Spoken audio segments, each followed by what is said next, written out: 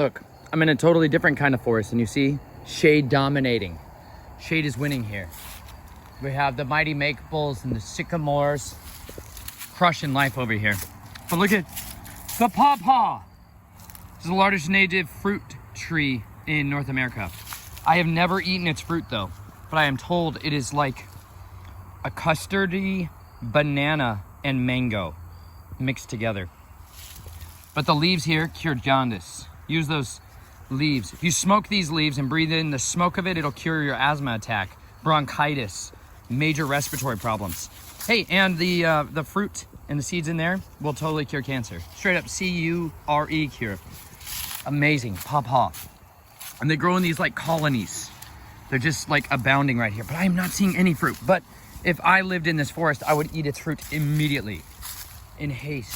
See this? That's a black walnut. That's just an unripe black walnut. But, y'all willing, all right, we'll find one. I have been on a treasure hunt for this plant since I first heard about it. I was like, you gotta be kidding me.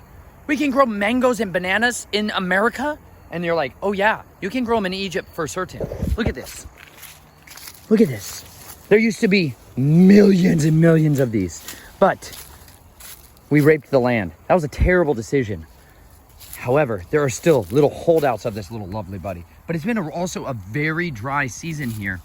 Like, the driest summers ever.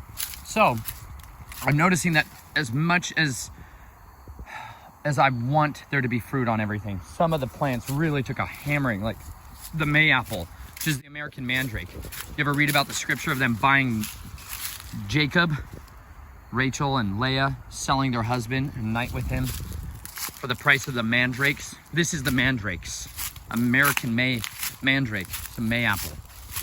We found a bunch of them earlier in the spring, but they don't put out their fruit until later in the summer. And then when I went back to go check the site, someone had brush hogged over the mayaples. Could have cured infertility. Oh, and jaundice, severe jaundice. I'm on a hunt because some of my dearest brothers and sisters that I know are being afflicted with major liver problems, and their blood needs to be cleansed. So look at that, nice ammunition box. But the ammunition Yahweh freely gives comes out of trees, and it's 100% lethal against diseases. We just need to find it. The rendering basically goes like this. You take the yellowish leaves, squeeze them, and crush them into a cup of water. You could boil them and make a tea out of them. But the yellow leaves match the yellow skin of people that are in major liver distress. Just like that. You squeeze them up, and they have a quite distinct odor. Incredible. It's distinct, unique, not exactly pleasant, kind of starchy. Smells a little bit like a mixture between wet dog and skunk, but not bad. Not like a bad skunk, not a skunk that's sprayed, just like skunk. If you've never smelled a skunk just walking around, they just have a certain aromatic flavor to them. So too do these PawPaws. Now, dang it, I just really want to find the fruit. I really want to find the fruit. Look at these mighty sycamores just crushing life over here. We're in so like it describes in the book of the Testament of Issachar, that Reuben went out to collect mandrakes for his mama, Leah. And it says he found it by a ravine of water, flowing water, and next to it. Well, this is an area that has seasonal creeks. Normally this place is like flooded, seasonally flooded. So I hoped it would be a good spot to find mayaples. Mayaples tend to be in these really lush areas where I see a lot of moss and stuff like this. I know I'm on the shady side of the landscape, and so I was really hoping that this would be the zone for it. But I'm on a quest for treasure now. And this is the first time my wife has ever been like, honey, come treasure hunt over there in the gravel bar. And I'm like, no. But she's finding epic fossils, like lifetime fossils. Look like dinosaur eggs. Just incredible fossils. And I literally can't even concern myself with it anymore, because I found a treasure that's more desirable to me than rocks, which are leaves. Shocking. And I need them. I need them. I feel like these are the cures that all of us have been waiting for these bouts of diseases and despair and just devastating ruin that we've all encountered in our lives. And we need to get them back. Like, we need it back. Oh, They're hollering at me, like these little hickories too. I love these hickories. I'm gonna start to find the dominant tree species as we go up. The sycamores, like Solomon said, they grow down in the river valleys or the bottomlands. And then as we come up a little bit in elevation, you can find just different tree species will start to dominate an area. And it's just fascinating, absolutely enriching my life. And you can hear there's like a major highway just right over there. But this was an area that was conserved.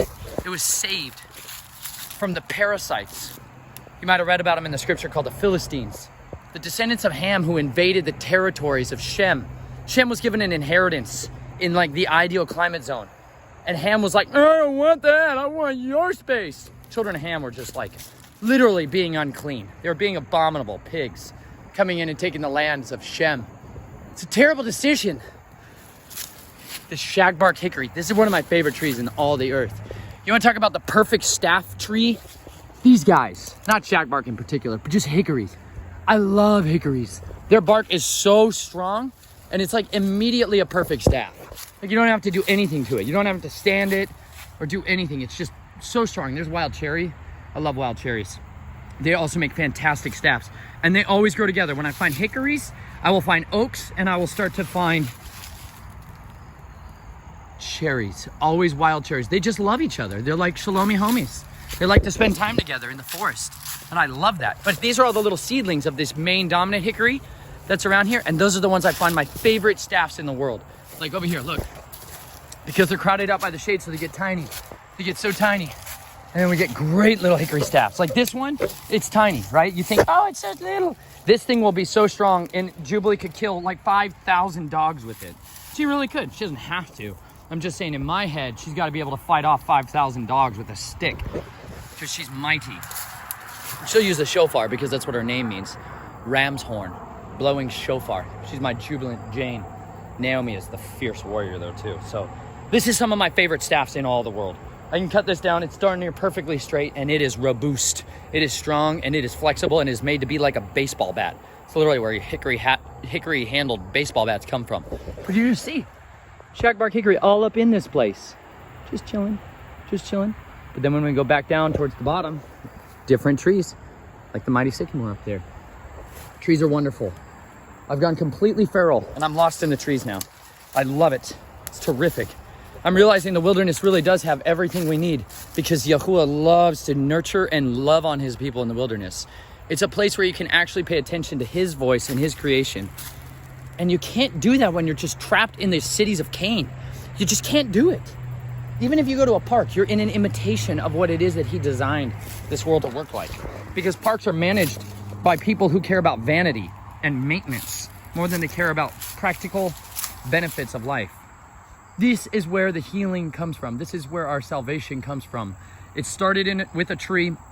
Yeshua sealed it with a tree, and the tree of life is going to heal the nations once again. Go on your quest for trees and treasures and plant the seeds of goodness wherever you go, because you were made to sow the seeds of righteousness and the seed of the word to all creation. Go, therefore, unto all the nations, bearing forth this good news of Yeshua's deliverance to every creature. I love you all. Go find yourself some hickories and live vibrantly.